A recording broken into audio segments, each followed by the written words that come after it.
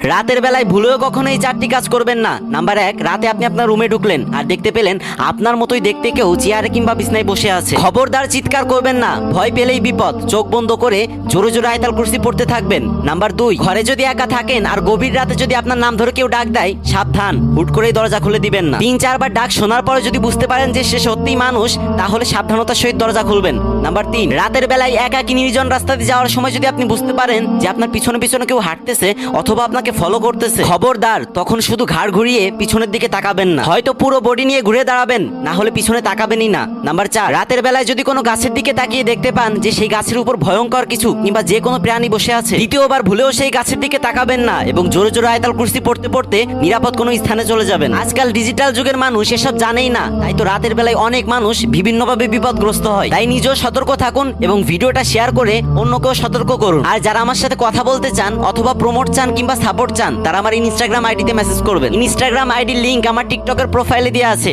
তো ভালো থাকবেন সবাই। আসসালামু আলাইকুম।